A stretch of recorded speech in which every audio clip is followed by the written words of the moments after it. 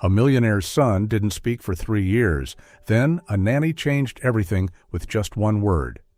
Max Cole, age 7, hadn't spoken a single word in 3 years. Not because he couldn't speak, but because the moment his mother passed away, his voice disappeared with her, as if grief had sealed every door inside his tiny heart. His father, Nathan Cole, was the founder and CEO of one of the largest software companies in the UK. A brilliant, busy man who had graced the covers of financial magazines with his billion-pound empire. Yet none of that mattered when he watched his son live in a silent world. No emotions, no words, just stillness. Over the past 3 years, Nathan had tried everything. The best speech therapists in London, top child psychologists, music therapy, animal-assisted therapy, even international programs using the latest neurotechnology. He had spent millions. All he got in return was absolute silence. Max would sit for hours, staring into space, drawing cryptic pictures no one could interpret, or clutching his mother's old pillow without a sound. Through it all, Nathan never gave up. But with each passing day, hope dimmed a little more. One chilly afternoon in late autumn, under a steel-gray London sky, Nathan made a choice he'd never made before: to take Max to a tiny cafe on the city's southern edge, a place where no one knew who they were. No doctors, no expectations, no agenda. Just a father trying to find something, a flicker, a change, however small. The Willow Bean was a small cafe tucked away on a quiet street in South London. Nothing fancy, just wooden tables, the soft crackle of jazz in the air, and the scent of toasted bread. Nathan chose a table by the window, helped Max sit down, then leaned in and whispered, "I'll be right outside. Just need to take this call, okay?" Max didn't respond. He didn't nod. He simply held his old backpack tightly, his eyes distant as always. Nathan stepped away with his phone pressed to his ear, disappearing through the cafe's front door. That's when Lily Thompson, 26, walked out from behind the counter. Hair pulled into a messy bun, apron smudged faintly with paint. She was the cafe's only staff member. She didn't know who the boy was. She only saw a small child sitting alone, silent, looking like he was waiting for someone to hear him.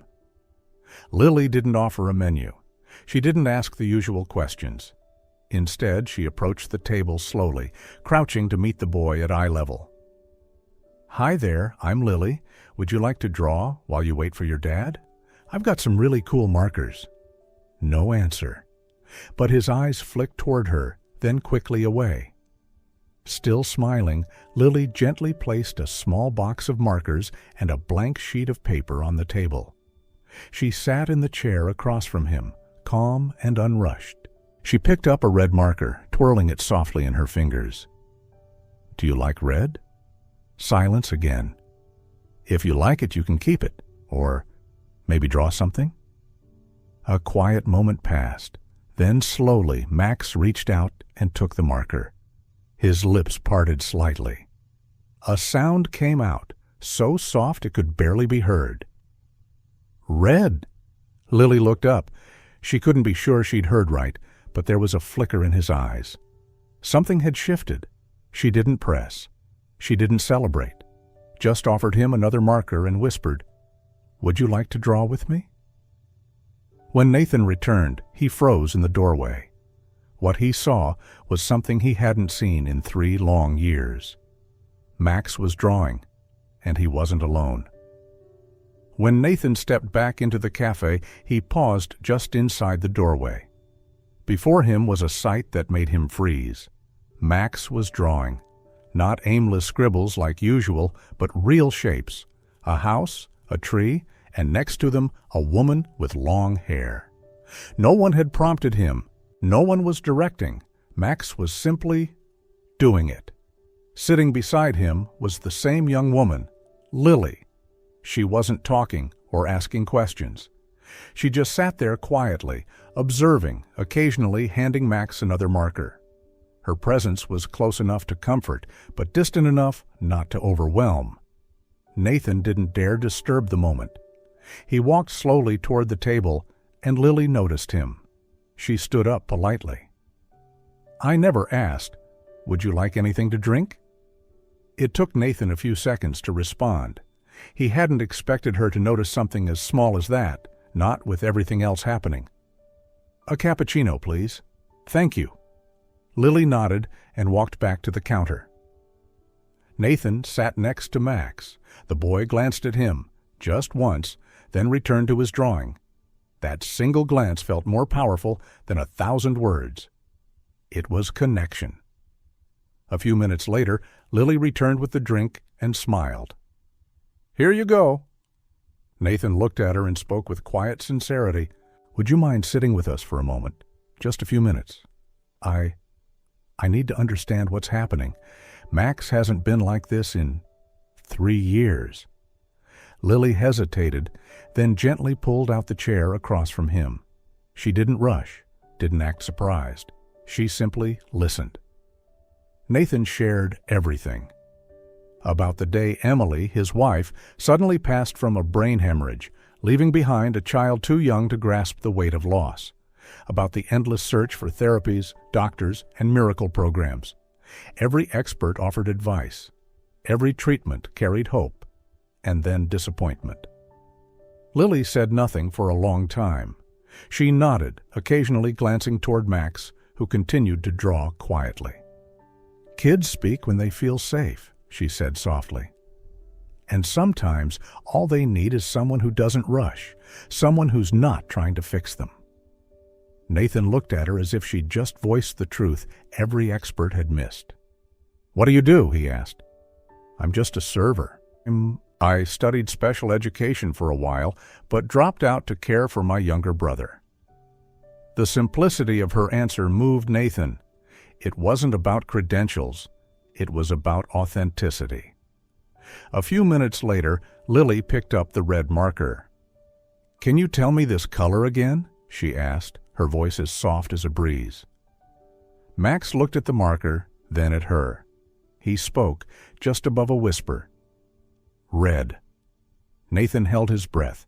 He had heard it once already, but hearing it again, clear, intentional, was confirmation. This wasn't a fluke. This was real. "Well done," Lily said. Not loudly, not exaggerated. Just enough for Max to feel he'd done something good. Nathan couldn't quite remember how he breathed in that moment. Everything seemed to pause when Max uttered his first word in 3 years. "Red?" A single word, but it carried the weight of 1,000 therapy sessions and scientific diagnoses. It was the sound of a door cracking open, of timid hope blinking into the light after years of silence. Lily didn't gasp or widen her eyes. She didn't turn to Nathan in astonishment. Instead, she simply nodded, gently, as if this was exactly what she had expected all along, as if she believed Max would speak again sooner or later. "Great job, Max. Would you like to draw with red?" Max nodded. Lily placed the marker into his hand, and in that instant, Nathan saw something he hadn't seen in years, a voluntary response from his son, not one prompted by doctors, not one encouraged by reward charts or pressure. Max did it because he wanted to. For the next 30 minutes, Lily sat quietly beside him, speaking in short, simple phrases. She never pushed for answers, but every time Max whispered a word, blue, tree, bird, Nathan felt something inside him break and rebuild all at once. He had heard it all over the past 3 years. Severe emotional trauma, selective mutism, needs medication, might never speak again. But now, in an old cafe, with a girl wearing a paint-stained apron, Max was talking. When Lily stepped away to tend to another table, Nathan finally found his voice again. He stared at her, then turned to Max, his words trembling. "Do you like her?" Max didn't look up, but he nodded softly. Once again, Nathan's heart cracked, this time from the overwhelming surge of emotion. When Lily returned, Nathan couldn't hold back any longer. His voice was raw. I don't know what just happened, but thank you. Truly. Lily smiled. No need to thank me. As they left the cafe, Max clutched his drawing like a treasure. He didn't speak again, but something in his eyes had changed. Brighter, deeper, as if a tiny door had creaked open inside him. At the car, Nathan paused and turned back to look at the cafe. The weathered wooden sign, the potted plants hanging by the window, and behind the glass, Lily was clearing a table. She didn't look up. She wasn't watching. She wasn't expecting anything. She was simply doing her job, like every other day. But to Nathan, she had done something no one else could. He glanced at Max. The boy remained quiet, but this silence didn't feel hopeless. It felt full of possibility. And somehow, Nathan knew today had shifted something. A missing piece of the puzzle had found its way home, and its name was Lily. The next day, after school, Max asked a question that made Nathan think he'd misheard. "Dad, are we going back to the cafe today?" Nathan nearly stopped the car in traffic.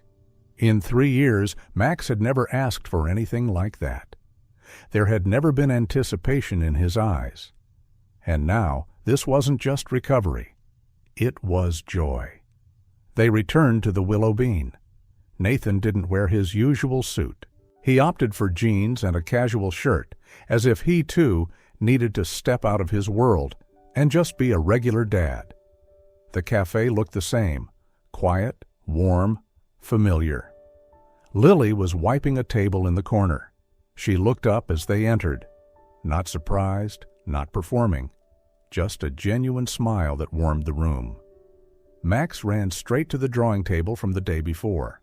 Lily approached with a warm milk in hand and a radiant glimmer in her eyes. "Hi, Max. You're back?" the boy replied in a soft but clear voice. "Yes." Nathan sat down, watching his son the whole time.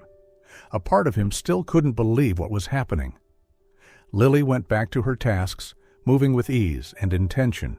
She greeted each customer by name, smiled at an elderly couple, comforted a crying child, then cast a gentle glance toward Max, who was lost in coloring. When she had a spare moment, she walked over. Nathan invited her to sit. He wanted to know more, not just about what she did, but about who she was. They talked longer than they had the day before. About Lily's younger brother, Jamie, who had Down syndrome. About how she had taken care of him since he was 10. How she'd left university, taken on full-time work, managed his therapy, his medications, and his special school needs. Nathan listened without interrupting, not as a businessman, not as a skeptic, but as a man deeply moved. What he admired wasn't her intellect or training, it was her quiet strength. When Lily asked about Max's past, Nathan opened up. No longer fragmented explanations, like with doctors, but real pieces of pain. The way Max looked at his mother for the last time, the sirens in the rain, the empty stare that lasted for 3 long years. Lily didn't press for details. She just said one thing. "I lost my mom too. But love, when it's real, doesn't disappear. It changes form, from presence to memory. And sometimes memory is enough to start healing." Nathan had no words. No one had ever said that to him with such calm truth. She looked over at Max, who was laughing at a coloring mistake, and added, "If a child feels loved, they'll find their voice again. No need to rush them, just someone who believes it will come." That day, as they left the cafe, Max turned and asked, "Can we come back again tomorrow, Dad?" Nathan nodded, but this time the nod wasn't just for Max. It was for himself, because in his heart, the seed of hope had begun to grow. In the days that followed, the Willow Bean became their daily ritual. Max entered the cafe with a spark Nathan hadn't seen since the day Emily passed. Max began speaking more. Simple words, short sentences, but clear and steady.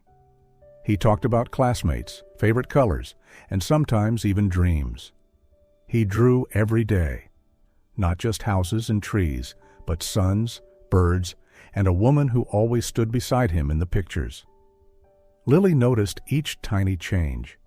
One afternoon, as the two walked in, Max called out joyfully, "Lily, I'm here!" She laughed, waved at him, and pointed to the back corner of the cafe. There, a small table waited, with a sketch pad, a box of markers, and a fresh jar of pencils. She had created a space just for him, a quiet, safe world filled with color. Max ran to his corner as if it belonged to him. Lily joined him on the floor, not saying much. Every so often she'd ask, "What are you drawing today?" Some days Max would answer right away. Other days he'd just smile and draw. But always, always he looked at Lily as if she were his truest friend, the only one who truly understood him. Nathan often sat nearby with his coffee. At first he watched Max, but slowly his eyes began to linger elsewhere. They lingered on Lily. He noticed how she leaned in when Max whispered, how she waited patiently for him to finish each line, how she never once looked at him with pity. Just soft presence, quiet faith. Sometimes Lily laughed, lightly, gently at something Max said. And in those moments, Nathan would lift his eyes from the rim of his cup, realizing he was smiling too. He couldn't name the feeling. It wasn't love, not yet, not quite attraction. Just something warm, something quiet, like sunlight falling into a room that had been closed for far too long. One quiet afternoon, when the cafe was less busy than usual, Nathan sat watching Lily finish wiping down a table. Max was in his usual corner, drawing another picture, this time with two new figures. One looked like Jamie, Lily's brother. The other wore a tie and had curly hair like Nathan. When Lily approached with his coffee, Nathan hesitated. "I want to ask you something. Personal." Lily raised an eyebrow, but smiled. She sat down, sensing something genuine in his tone. "I want to offer you a job, not as a therapist or a teacher, just someone to be there for Max. A companion. I'll pay well, make sure the hours work for you, so you can still care for your brother." Lily stayed quiet. Her face didn't show refusal, but it didn't light up either. She glanced toward Max and spoke gently. "I'm not sure I can. My boss here is really understanding. He lets me work flexible hours so I can take Jamie to therapy and his special school. If I leave, it all unravels." Nathan nodded, understanding. But he didn't back down. "I could support Jamie too. Whatever he needs, doctors, schooling, therapy, I can afford it. And honestly, I want to." Lily looked startled. Her eyes flickered between doubt and something softer, maybe gratitude, maybe fear. "Why?" she whispered. "Because Max has never been like this.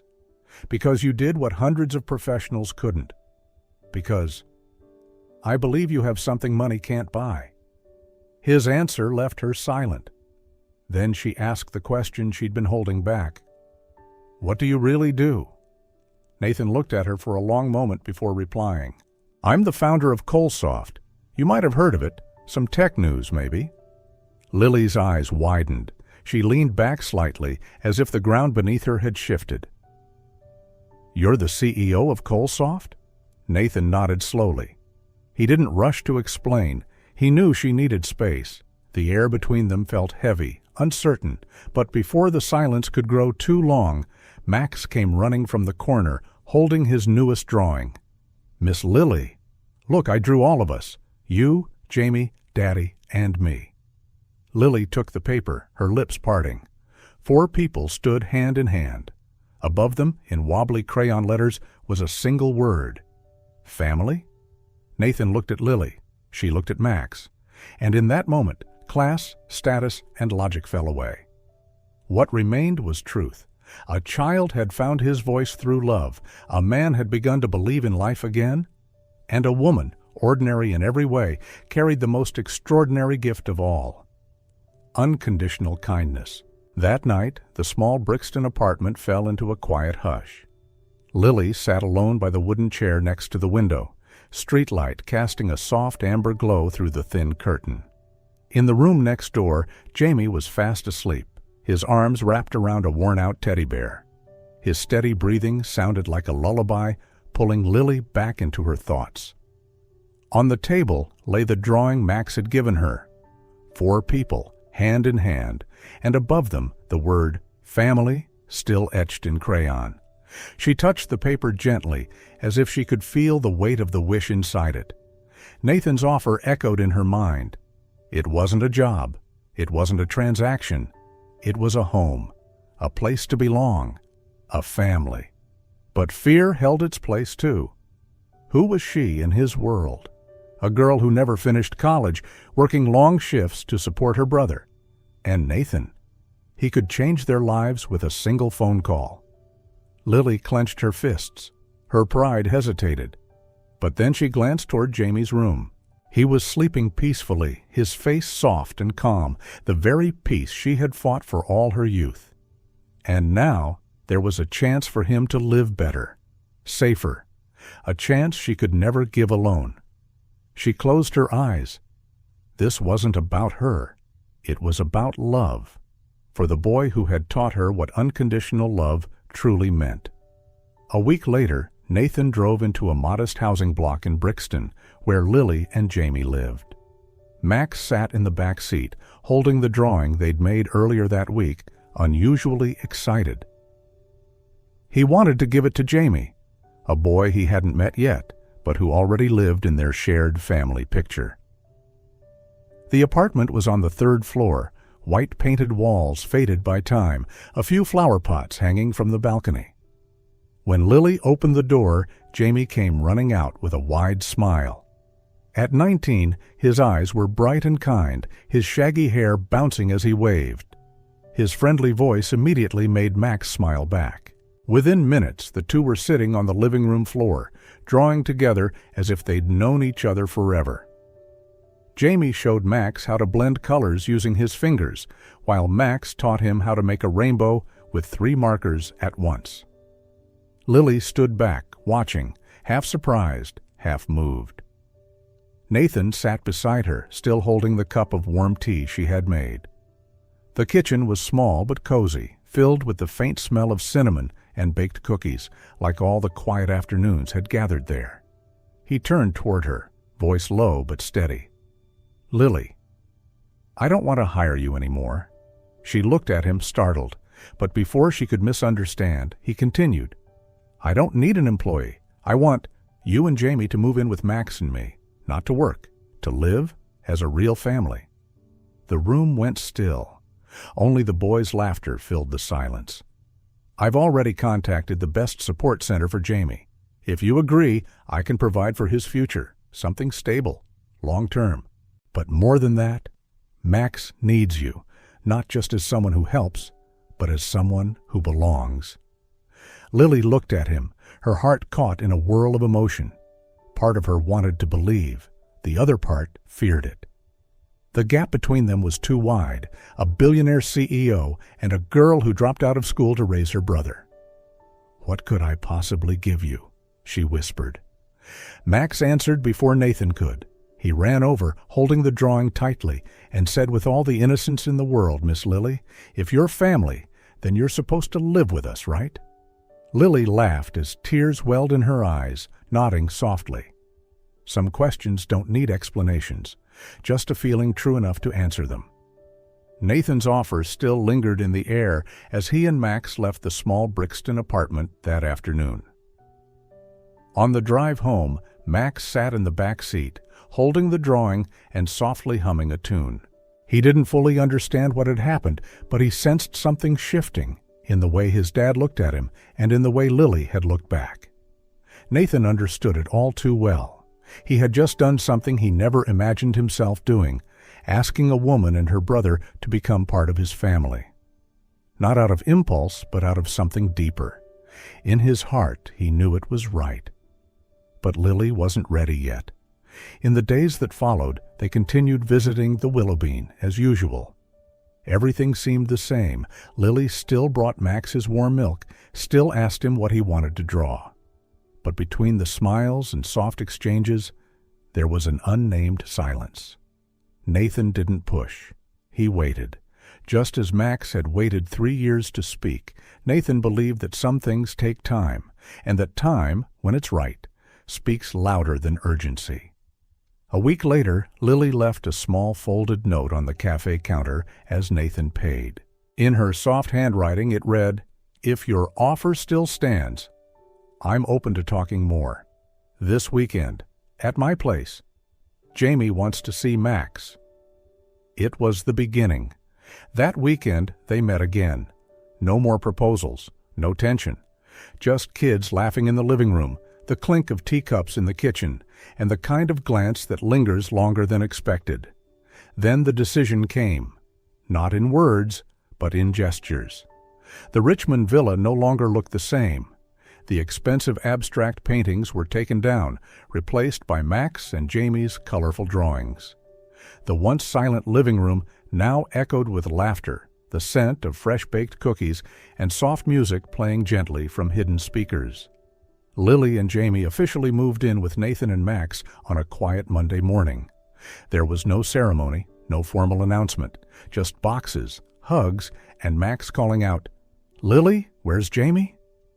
Nathan had prepared everything. Jamie had his own room filled with natural light and learning toys. Lily chose a small room overlooking the garden where she could watch the boys play every afternoon. Max blossomed day by day. He spoke more, asked more questions, and smiled with growing ease. But what struck Nathan most was the night Max called Lily Mom for the first time. No one had taught him. No one had planned it. He simply looked up from his homework one evening and said, "Mom, I'm done writing." Lily turned, eyes wide. Nathan froze, heart caught in his throat. But she didn't correct him. She didn't stop him. She just pulled Max into a hug and kissed his head. Jamie adjusted faster than anyone expected. With a steady schedule, professional support, and Nathan's patience, he began developing new skills, dressing himself, remembering weekly routines, even starting basic art classes. Nathan, too, was learning to live again.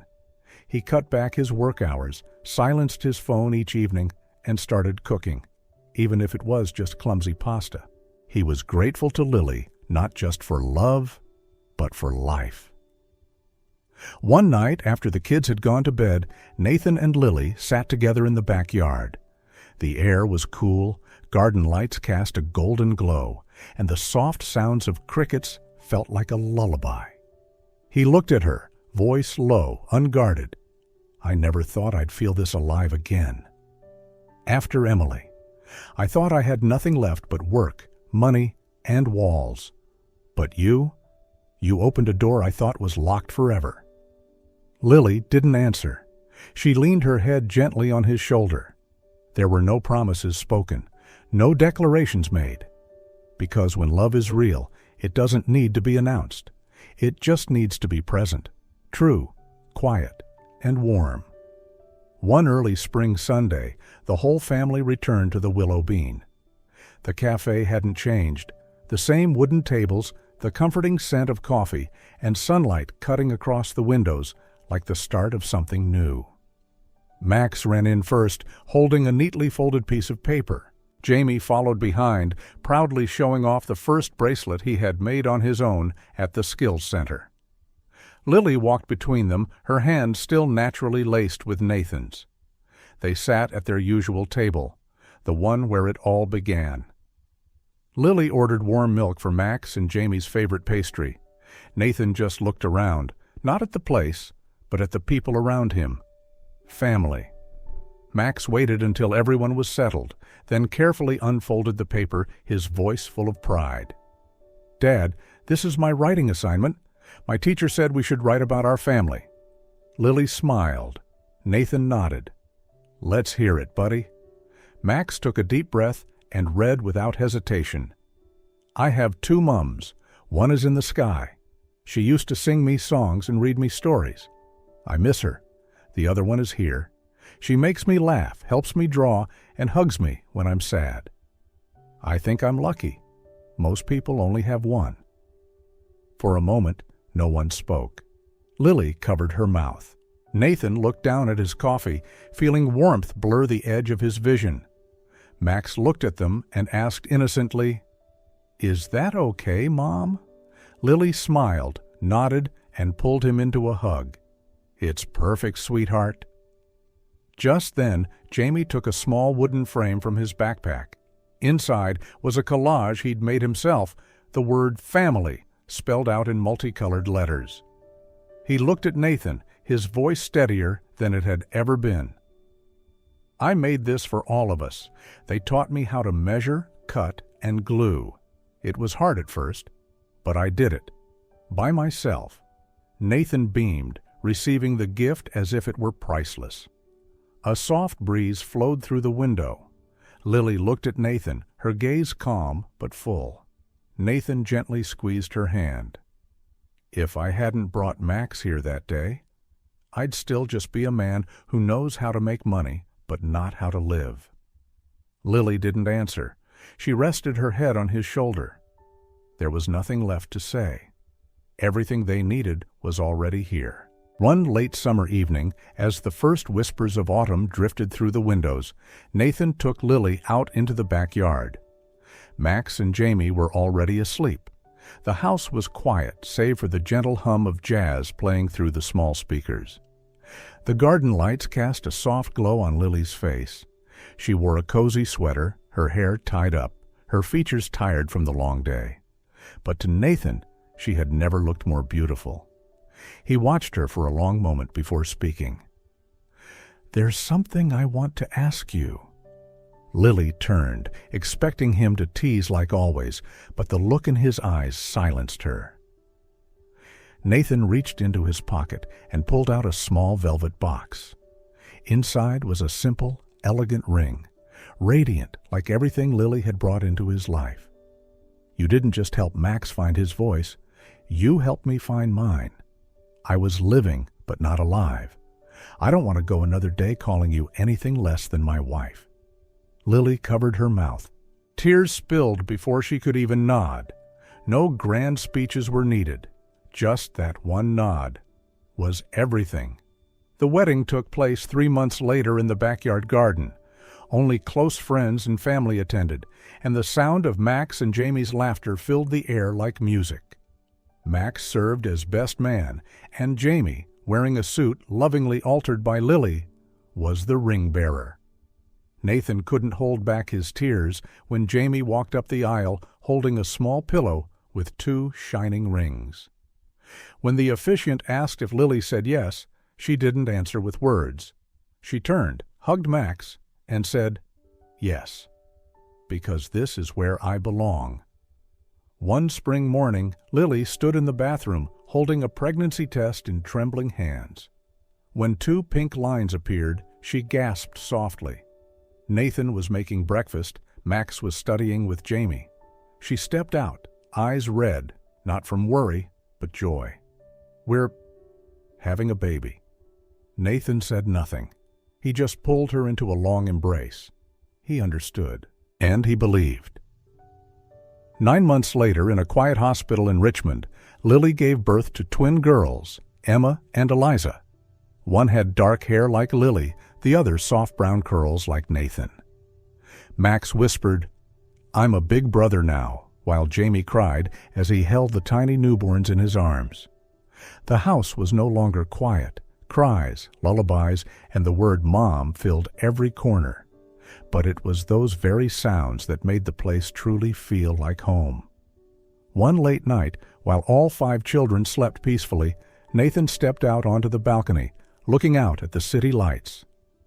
Lily followed, wrapped in a shawl, resting her head on his shoulder. "Do you believe all this started from a cup of warm milk at an old cafe?" Lily laughed softly. "I do, because real love doesn't arrive with thunder, it tiptoes in on warm milk and quiet smiles." Nathan pulled her closer. In that moment, there were no companies, no shareholders, no outside world, just him and his family. whole, complete, and full of life.